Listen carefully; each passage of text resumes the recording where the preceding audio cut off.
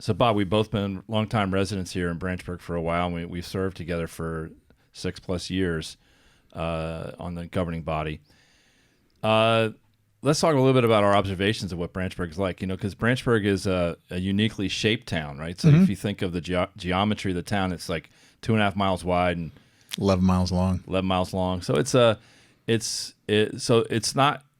while there's a single town, it feels like to me, I think of Branchburg as in 3 areas: north, south, and central. Do you agree with that? It's a lot like New Jersey, yeah. There's North, Central, and South New Jersey. Yeah, that's probably a good. And no one knows exactly where to draw those lines, but right. yeah. I've lived in the north for about half the time I've been here, and in the south for half the time. I lived in Shannick Station and Fox Hollow, and now I live up on Monica Court, right off of Reddington Road, right behind the train station, essentially. Mm-hmm. But you get a sense like in the south, I think there people tend to go down to Flemington for shopping and going out. In the north, they tend to go to Bridgewater. I would say it's a rough characteristic. So you get a different sense of communities. And so while it is one town, and I would say the town congregates around Central Park, the central part of the town at White Oak Park, you get an interesting set of issues because depending on what residents you're talking to, they're interested in different things. For sure. You'll probably recall from your Neshannock Station days, shopping was a pain in the neck. Yeah. You would go to Lane Co.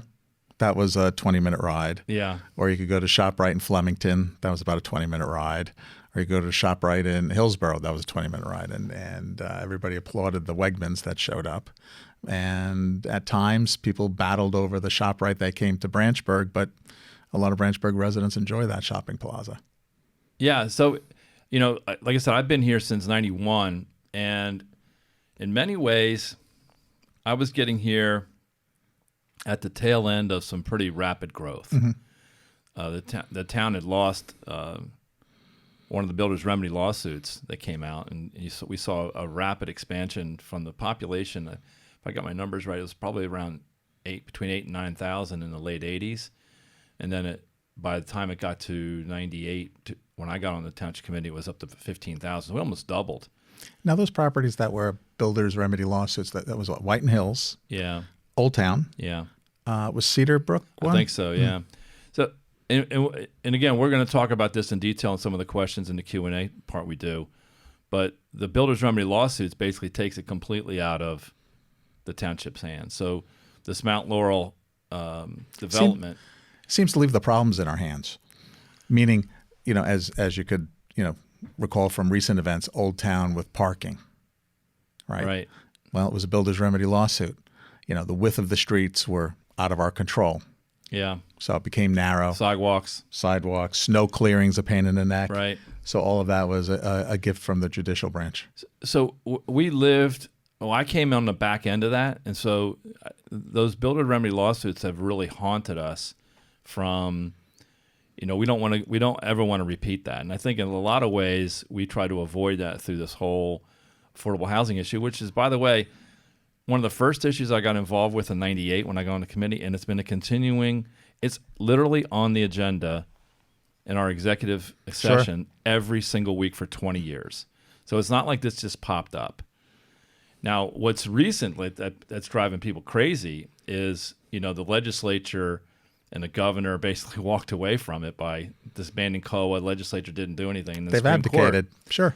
Well, they jump in, and now you get this. Now you get the courts back involved. So it's kind of like a builder's remedy, but they're basically saying you agree, or we're going to make it worse. So I think it's you agree, or we're going to make it sound worse. Right. Well, I want the town to know we're not pushing for this because I got on. Like I said, I've been on for a long time. I think I'm now the longest serving member, but. When I got on, the population was just under 15,000, and that's what it is today. We've seen a slightly changing demographic, and now we're looking at a population growth that could be as much as 5,000 or more, depending on how the building goes up. And that's going to change everything from recreation to schools to traffic to shopping you mentioned before. So when I think of Branchburg, I like living here. It is the westernmost town for Somerset County. Mm-hmm.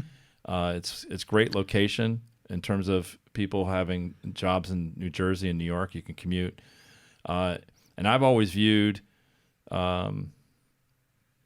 being on the governing body is sort of stewardship. We run this election cycle every few years. It's a partisan election, but it really shouldn't be partisan. We're really like managers or stewards for the town, and that's how I view it. And I know, we've had a good working relationship for the last few years. You and I do the finance for the last 6 years, and it's we're blessed with having good financial situation in town. That's for sure. Yeah.